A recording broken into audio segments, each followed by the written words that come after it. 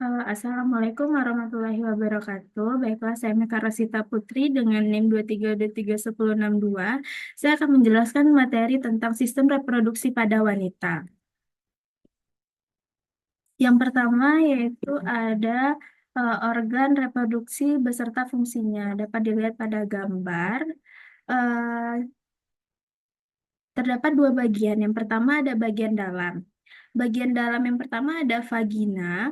Vagina itu sebagai jalur keluarnya darah saat wanita sedang menstruasi dan jalan masuknya sperma ke rahim untuk proses pembuahan dan jalan lahirnya bayi saat persalinan. Yang kedua ada ovarium, yaitu memproduksi dan menyimpan sel telur atau ovum serta membuat hormon yang mengontrol siklus menstruasi serta kehamilan wanita seperti estrogen dan progesteron. Selanjutnya ada tuba Fallopi, yaitu sebagai tempat sementara dari sel telur yang belum dibuahi. Selanjutnya ada rahim. Yang pertama ada pemetrium, yaitu lapisan luar yang melindungi rahim. Selanjutnya ada miometrium, lapisan otot yang akan meregang dan berkontraksi. Serta endometrium, yaitu lapisan terdalam yang akan meluru selama proses menstruasi. Selanjutnya ada leher rahim, yaitu organ yang berfungsi untuk menghubungkan antara vagina dengan rahim.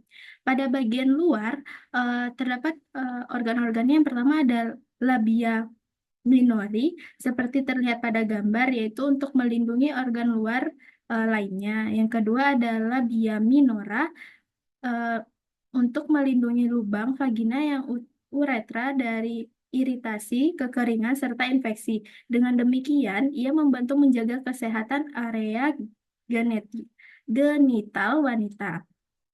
Selanjutnya ada kelenjar Bartholin, yaitu mengeluarkan sekresi cairan untuk melumasi area V. Selanjutnya ada klitoris, yaitu bagian menerima rangsangan. Selanjutnya ada proses terjadinya menstruasi dan hormon yang terlibat. Yang pertama yaitu ada siklus ovarium.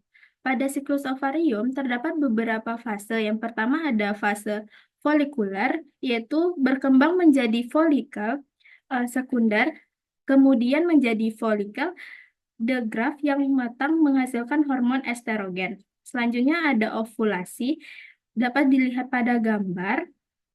Terjadi lonjakan LH, terjadi lonjakan LH yang menyebabkan pelepasan sel telur. Selanjutnya ada fase lateral. Pada fase ini, setelah ovulasi, folikel yang pecah berubah menjadi korpus luteum yang menghasilkan progesteron dan estrogen. Selanjutnya ada siklus uterus. Pada siklus ini terdapat tiga fase. Yang pertama fase menstruasi, yaitu pada hari pertama hingga hari kelima, di mana jika tidak terjadinya perubahan, kadar hormon progesteron dan estrogen menurun, eh, menyebabkan luruhnya lapisan endometrium ini menghasilkan menstruasi dan keluarnya darah dan jaringan endometrium melalui vagina. Selanjutnya ada fase praovulasi. Pada fase praovulasi ini terjadi pada hari ke-6 hingga hari ke-14, di mana pada sel ini di bawah pengaruh estrogen, endometriumnya melalui menebal sebagai persiapan untuk kemungkinan terjadinya kehamilan. Selanjutnya ada fase pasca ovulasi. Ini terjadi pada hari ke-15 hingga hari ke-28. Di bawah pengaruh progesteron dari korpus luteum, endometrium semakin menebal dan menjadi lebih kaya akan nutrisi. Dapat dilihat pada gambar. Selanjutnya ada eh, hormon yang terlibat. Yang pertama ada hormon progesteron, yaitu diproduksi oleh korpus luteum menjaga ketebalan endometrium.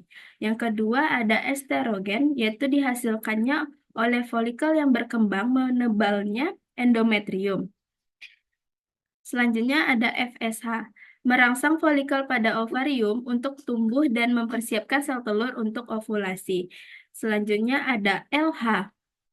Dapat dilihat di sini, yaitu memacu ovulasi dan membantu produksi hormon untuk mendukung proses kehamilan. Selanjutnya ada proses fertilisasi dan hormon yang terlibat. Pada proses fertilisasi ada beberapa tahap. Yang pertama ada ovulasi, yaitu sel telur matang dilepaskan dari ovarium menuju tuba Fallopi. Yang kedua ada pertemuan sel sperma dan sel telur, yaitu jutaan sperma yang diukulasikan akan berenang menuju tuba Fallopi untuk bertemu dengan sel telur. Eh, di sini hanya satu sperma yang akan berhasil membuahi sel telur. Selanjutnya ada pembentukan zigot. Ketika sperma berhasil menembus dinding sel telur, inti kedua sel akan bergabung membentuk zigot. Zigot inilah yang akan berkembang menjadi embrio. Selanjutnya ada implantasi, di mana implantasi zigot akan terus membelah dan bergerak menuju rahim. Setelah beberapa hari, zigot akan menempel pada dinding rahim.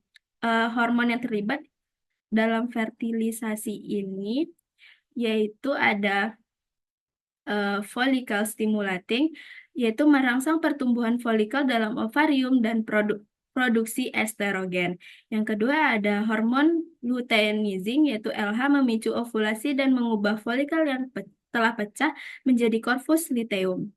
Yang ketiga ada estrogen, mempengaruhi perkembangan organ reproduksi wanita, mengatur siklus menstruasi, dan mempersiapkan dinding rahim untuk implantasi.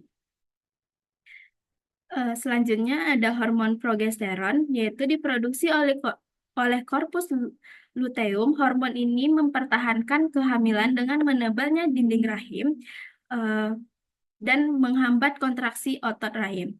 Selanjutnya ada human chorionic gonadotropin, yaitu diproduksi oleh sel-sel trophoblast embrio setelah implantasi. Hormon ini untuk menjaga keberlangsungan hidup korpus luteum sehingga produksi progesteron tetap terjaga. Setelah itu ada proses perkembangan embrio setelah terjadinya fertilisasi. Yang pertama ada fase morula. Pada fase ini, zigot yang masih mempunyai sel tunggal akan mulai membelah. Pembelahan tersebut dapat dinamakan pembelahan mitosis dan akan membentuk sel-sel baru yang bernama blastomer. Setelah ini mempunyai sifat yang padat berisi dan jumlah sebanyak 16 sel. Kemudian sel blastomer yang berjumlah 16 tersebut akan berkumpul dan membentuk sebuah bola yang dinamakan dengan morula. Dapat dilihat seperti pada gambar, terdapatlah bulatan-bulatan sel yang bernama blastomer. Selanjutnya ada fase blastula. Pada fase ini, morula yang telah terbentuk akan terus mengalami pembelahan hingga jumlahnya menjadi 100 sel. Karena jumlahnya lumayan banyak, maka bola tersebut juga akan membentuk organ-organ di dalamnya yang disebut sebagai blastula. Selanjutnya ada fase gastrula. Pada fase ini akan membentuk 3 lapisan. Dapat dilihat pada gambar yang pertama ada lapisan ectoderm, yaitu merupakan lapisan paling luar dari embrio. Yang kedua ada lapisan mesoderm, yaitu merupakan lapisan tengah. Yang ketiga ada lapisan endodrem, merupakan lapisan inti sel dari embrio yang mengalami perkembangan menjadi janin. Selanjutnya ada fase organogenesis. Pada fase ini, sel-sel tubuh akan mulai terbentuk secara lengkap. Tahap demi tahap, pembentukan ini berasal dari 3 lapisan sel germinal yang sudah terbentuk pada tahap gastrula, pada seperti gambar. Di sini terdapat pada fase organogenesisnya, pada pertumbuhan atau perkembangan janin. Setiap lapisan germinal akan membentuk organ yang berbeda-beda pada janin. Baiklah, itu saja yang dapat saya sampaikan. Saya akhiri dengan wassalamualaikum warahmatullahi wabarakatuh.